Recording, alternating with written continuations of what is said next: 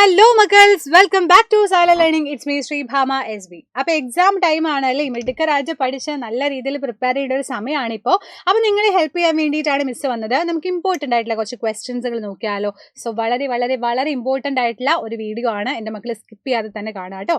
അപ്പോൾ ഒന്നാമത്തെ ക്വസ്റ്റ്യനിലോട്ട് മിസ് പോവാണ്. ഫസ്റ്റ് ക്വസ്റ്റ്യൻ ഡേ പിടിച്ചോ. Which of the following is a physical change? ഇതിലേതാണ് ഫിസിക്കൽ ചേഞ്ചിന്റെ എക്സാമ്പിൾ?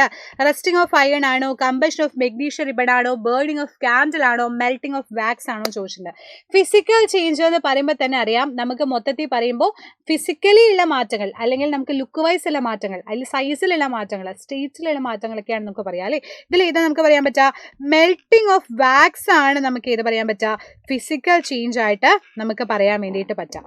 കാരണം എന്താ മക്കളെ, എന്താ ഫിസിക്കൽ ചേഞ്ച് എന്ന് പറയുമ്പോൾ ഒബ്ജക്റ്റ് സെയിം തന്നെ ആയിരിക്കും, ആകെ അതിൽ മാറ്റം സംഭവിക്കുക എന്താ? ഷേപ്പിലോ സൈസിലോ സ്റ്റേറ്റിലോ ആയിരിക്കും. ഇപ്പം എക്സാമ്പിൾ പറഞ്ഞൊരു പേപ്പർ എടുത്ത് ഞാൻ ക്രഷ്, ഇങ്ങനെ എനിക്ക് ദേഷ്യം വന്നപ്പോൾ ഞാനിങ്ങനെ എടുത്ത് അതിനെ ചുരുട്ടി പുറത്തേക്ക് വലിച്ചെറിഞ്ഞ് വിചാരിച്ചോ. പക്ഷെ പേപ്പർ തന്നെയാണല്ലോ, അതിൽ പുതിയൊരു സാധനം ഉണ്ടായിട്ടില്ലല്ലോ, ന്യൂ സബ്സ്റ്റൻസ് ഫോമും ചെയ്തില്ല, സൈസും ഷേപ്പിലും അതേപോലെ സ്റ്റേറ്റിലൊക്കെയാണ് മാറ്റം വന്നത് എന്നുണ്ടെങ്കിൽ അങ്ങനെയുള്ളതിനെയാണ് നമ്മൾ ഫിസിക്കൽ ചേഞ്ച് എന്ന് പറയാം.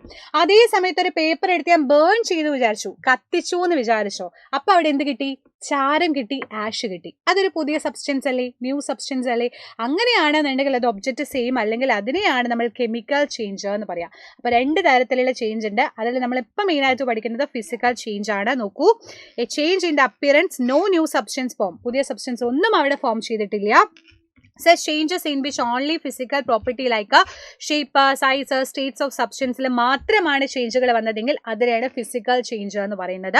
അത് റിവേഴ്സിബിളോ ഇറിവേഴ്സിബിൾ ആവാം. ചിലപ്പോൾ നമുക്ക് എന്ത് ചെയ്യാൻ പറ്റും, ഈ പേപ്പറൊക്കെ ഇങ്ങനെ ഭയങ്കരമായിട്ട് ദേഷ്യപ്പെട്ട് പുറത്തെടുത്ത് വലിച്ചെറിഞ്ഞാലും അത് വേണമെങ്കിൽ ഒന്ന് സെറ്റ് ചെയ്ത് കഴിഞ്ഞാൽ പഴയ രൂപത്തിലോട്ട് മാറ്റാൻ പറ്റും. അതുപോലെ ക്യാനൊക്കെ ക്രഷ് ചെയ്ത് ഇങ്ങനെ ദേഷ്യം വന്ന് ഇങ്ങനെ പൊടിച്ച് അപ്പുറത്തേക്ക് ഇങ്ങനെ ഞെണിക്ക് വെച്ചാലും ചിലപ്പോൾ നമുക്കത് പിന്നോട്ട് ബാക്കിലോട്ട് എടുക്കാൻ പറ്റും.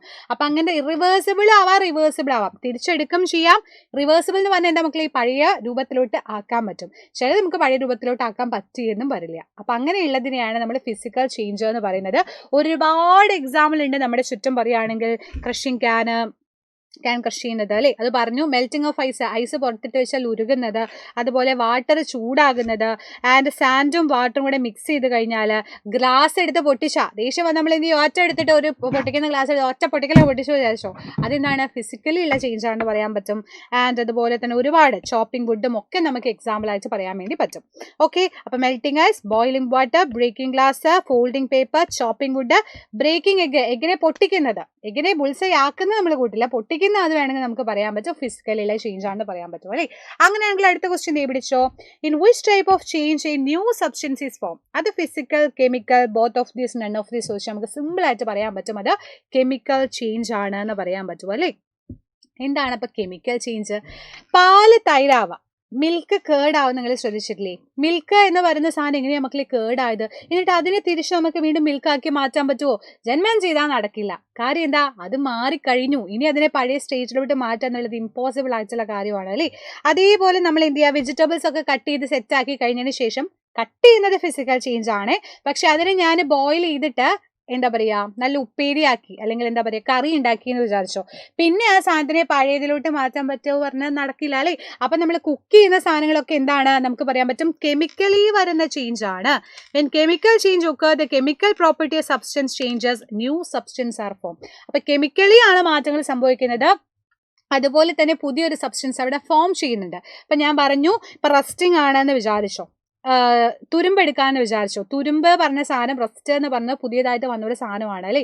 അതുപോലെ നമ്മുടെ ബോഡിയിലെ ഡൈജഷൻ ആയിക്കോട്ടെ, ഇപ്പോൾ ആപ്പിൾ കേട് വരുന്ന റോട്ട് ചെയ്യുന്നതായിക്കോട്ടെ, കമ്പഷൻ ആയിക്കോട്ടെ, ഇവിടെ കാഷ് ഫോം ചെയ്യുന്നുണ്ട് അല്ലേ, ചാരം ഫോം ചെയ്യുന്നുണ്ട്. അപ്പോൾ പുതിയ സബ്സ്റ്റൻസ് ഫോം ചെയ്തു. Energy is usually absorbed or released when and such changes ഒക്കെ അറിയുമ്പോൾ ചിലപ്പോൾ എനർജി ഉള്ളിലോട്ട് എടുക്കും, ചിലപ്പോൾ പുറത്തോട്ട് വിടാണ് ചെയ്യുക. അങ്ങനെ അത് പെർമനൻ്റ് ആയിട്ടുള്ള ഒരു ചേഞ്ച് ആയിരിക്കും. അതിനെ പിന്നെ നമുക്ക് വീണ്ടും പഴയ സ്റ്റേറ്റിലോട്ട് മാറ്റണം പറഞ്ഞാൽ നടപടിയാവുന്ന കാര്യമല്ല. എക്സാമ്പിൾ പറഞ്ഞാൽ ഫ്രൈയിങ് എഗ് കേട്ടോ, ബുൾസൈ ആക്കി കേട്ട് തിരിച്ച് ഞാൻ പറയുകയാണ്, എനിക്ക് എഗ്ഗായിട്ട് നിന്നെ തിരിച്ചു വേണം പറഞ്ഞാൽ നടക്കുമോ? ഇല്ല. അതുപോലെ ഫയർ വർക്ക്സ് പൊട്ടിക്കഴിഞ്ഞാൽ പടക്കം നോക്കിയിട്ട് വീണ്ടും പൊട്ടിക്കാൻ പറ്റുമോ? ഇല്ല. സോ ഫോട്ടോസിന്തസിസ് നമ്മൾ പറയാൻ പറ്റും ഫുഡ് ഇലകളിൽ വെച്ച് പ്രിപ്പയർ ചെയ്യുന്ന, ലീഫിൽ വെച്ച് പ്രിപ്പയർ ചെയ്യുന്ന പ്രോസസ്സാണ് ഫോട്ടോസിന്തസിസ് അല്ലേ. അത് നടന്നു കഴിഞ്ഞാൽ പിന്നെ ഒന്നും ചെയ്യാൻ പറ്റില്ല. ബേണിംഗ് വുഡ്, കമ്പഷൻ, അതേപോലെ ഡൈജഷൻ ഒക്കെ നമുക്ക് എന്തിന് എക്സാമ്പിളാണ്?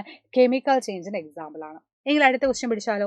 Which of the following is a chemical change? Burning of paper, reaction of vinegar with baking soda, addition of carbon dioxide to lime water. All of these ചോദിച്ചാൽ simple ആയിട്ട് മക്കൾക്ക് പറയാം all of these ആണ്. ഇതെല്ലാം chemical change ആണ്. Paper കത്തുന്നത്, അതുപോലെ vinegar baking soda ആയിട്ട് റിയാക്ട് ചെയ്യുന്നത്, അതുപോലെ carbon dioxide lime water ചുണ്ണാമ്പ് വെള്ളത്തിലൂടെ കടത്തി വിടുന്നത്, ഇതൊക്കെ അതിനുള്ള എക്സാമ്പിൾ ആണെന്ന് പറയാൻ പറ്റും അല്ലേ. അങ്ങനെയാണെങ്കിൽ അടുത്ത ക്വസ്റ്റ്യൻ എന്താണെന്ന് പിടിച്ചോ. ഇഗ്നീഷൻ ടെമ്പറേച്ചർ എന്ന് പറഞ്ഞാൽ എന്താണ് ചോദിച്ചു. എന്താണ് മക്കൾ ഇതിനകത്ത് ഇഗ്നീഷൻ ടെമ്പറേച്ചർ? ഈ ഓപ്ഷനിൽ ഏതാ? The minimum temperature at which substance catches fire ആണ്. മാക്സിമം അല്ല, മിനിമം ടെമ്പറേച്ചറിനെയാണ് നമ്മൾ ഇഗ്നീഷൻ ടെമ്പറേച്ചർ എന്ന് പറയാം അല്ലേ. അപ്പൊ എന്താണ് ഇഗ്നീഷൻ ടെമ്പറേച്ചർ? ഇപ്പം ഞാനൊരു പേപ്പർ എടുത്ത് കത്തിക്കുകയാണ് വിചാരിച്ചോ. അതേ സ്ഥലത്ത് അപ്പുറത്ത് ഞാനൊരു വുഡ് എടുത്ത് കത്തിക്കുകയാണ്. രണ്ടിനും ഒരേ സമയമാണോ എടുക്കുക? അല്ല, പേപ്പർ പെട്ടെന്ന് കത്തും, പക്ഷെ വുഡ് കത്തില്ല. കുറേ നേരം കത്തിച്ചാലേ കത്തുള്ളൂ. അപ്പം എന്താ അവിടെ സംഭവിച്ചേ? നമ്മൾ കൊടുക്കുന്ന സാധനം സെയിം ആണെങ്കിലും കത്തുന്നത് വേറെ വേറെ ആവാനുള്ള റീസൺ എന്ന് പറയുന്നത് അതിന് ഇഗ്നീഷൻ ടെമ്പറേച്ചർ ഡിഫറെൻ്റ് ആയതുകൊണ്ടാണ്. അപ്പം എന്താണ് ignition temperature? The minimum temperature at which substance catches fire is called ignition temperature. ഒരു പേപ്പർ കത്തി എന്ന് പറയുമ്പോൾ കത്താൻ എടുത്തൊരു ടെമ്പറേച്ചർ ഇല്ലേ, കുഞ്ഞു ടെമ്പറേച്ചർ ഇല്ലേ, അതിനെയാണ് നമ്മൾ ഇഗ്നീഷൻ ടെമ്പറേച്ചർ എന്ന് പറയുന്നത്. Since the temperature of the Ignited mastic was already higher than the ignition temperature of paper, it got fire most immediately. ഏതാണോ പെട്ടെന്ന് ഇഗ്നീഷൻ ടെമ്പറേച്ചർ റീച്ച് ചെയ്യുന്നത് അത് പെട്ടെന്ന് കത്തും. ഇപ്പം എൻ്റെ പേപ്പർ പെട്ടെന്ന് ഇഗ്നീഷൻ ടെമ്പറേച്ചർ റീച്ച് ചെയ്തുകൊണ്ട് പെട്ടെന്ന് കത്തി. പക്ഷെ വുഡ് അങ്ങനെയില്ല. വുഡ് ഇങ്ങനെ ആലോചിക്കുകയാണ്, ചൂട് വന്നു, ഇനിയിപ്പോൾ കത്തണോ എന്ന് ആലോചിച്ച് പതിയെ സമയം എടുത്ത് അത്രയും സമയം എടുത്തിട്ടാണ് അത് കത്തുകയെന്നുണ്ടെങ്കിൽ ഇഗ്നീഷൻ ടെമ്പറേച്ചർ ഭയങ്കര കൂടുതലാണ്. അത് റീച്ച് ചെയ്യാൻ ഒരുപാട് സമയം എടുക്കുന്ന എൻ്റെ മക്കൾ ആലോചിച്ചാൽ മതി. അപ്പം ജസ്റ്റ് ആ കത്താനെടുക്കുന്ന സമയമാണ് ഇഗ്നീഷൻ ടെമ്പറേച്ചർ എന്ന് പറയുന്നത്. ദ മിനിമം ടെമ്പറേച്ചർ അല്ലെങ്കിൽ lowest temperature at which substance catches fire is called ignition temperature എന്ന് പറയാൻ വേണ്ടി പറ്റുന്നു. ഇതും പഠിച്ചു വയ്ക്കുക, വളരെ ഇമ്പോർട്ടൻ്റ് ആണ്. അപ്പോൾ വളരെ കുറഞ്ഞ സമയം കൊണ്ട് ഇമ്പോർട്ടൻ്റ് ആയിട്ടുള്ള കുറേ ക്വസ്റ്റ്യൻസ് നമ്മൾ ഡിസ്കസ് ചെയ്തിട്ടുണ്ട്. ഇത് മാത്രമല്ല, ഒരുപാട് ക്വസ്റ്റ്യൻസുകൾ ഇനിയുണ്ട്.